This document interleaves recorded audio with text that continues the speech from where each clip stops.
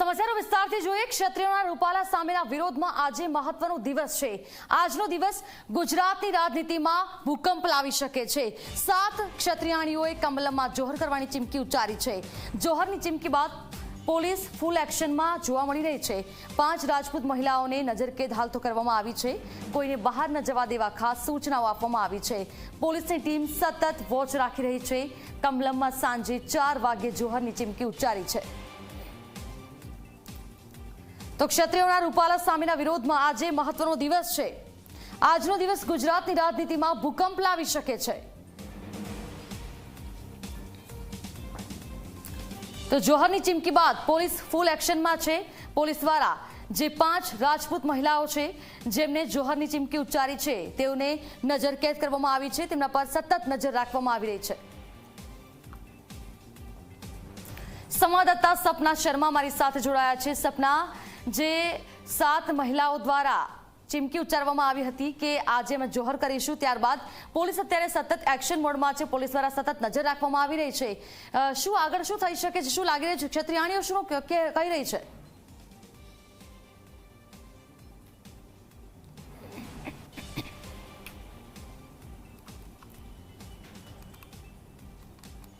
બિલકુલ ધરા, 4 વાગે કમલમ ખાતે સત્રાણીઓ પહોંચે અને ત્યાં જોહર કરવાની ચીમકી તેમણે ઉચ્ચારી હતી, પરંતુ હવે જે પોલીસ છે તે અહીં હરકતમાં આવતી જોવા મળી રહી છે।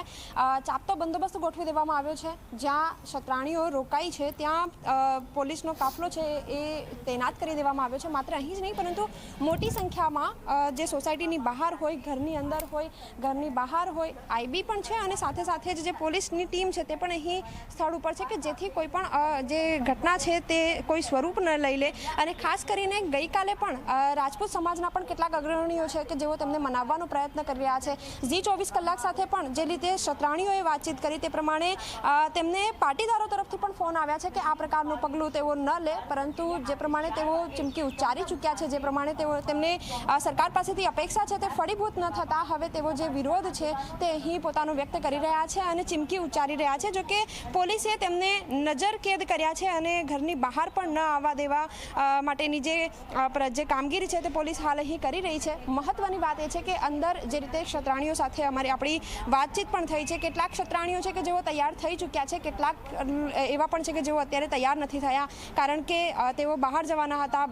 કેટલાક લોકો ઘરથી, કારણ કે બધા એક ઘરથી નથી, જુદા જુદા જગ્યાએથી આવે છે, તો કેટલાક લોકોને તૈયાર થવા માટે પણ જ્યારે સવારે ઘરથી બહાર નીકળવાની વારી આવી ત્યારે પોલીસે તેમને બહાર ન નીકળવા દીધા અને અત્યારે પણ તેઓ ઘરની અંદર જ છે। મહત્વની વાત એ છે કે કાલે તેમણે મહેંદી હાથોમાં લગાવી, પરંતુ આજે તેઓ જ્યારે મંદિર જવાનું તેમનું આયોજન હતું, સાધુ સંતોના આશીર્વાદ તેઓ લેવાના હતા, પરંતુ હવે જે રીતે પોલીસની કામગીરી છે, પોલીસે તેમને નજરકેદ કર્યા છે અને બહાર ન જવા દેવાની સૂચના આપી દેવામાં આવી છે। બહાર ન નીકળે તે પ્રકારની કામગીરી હાલ પોલીસ કરી રહી છે। એટલે નિશ્ચિત રૂપે ક્યાંક જે પ્રકારની ઘટના સ્વરૂપ લે એની સામે પોલીસ હાલ હરકતમાં છે।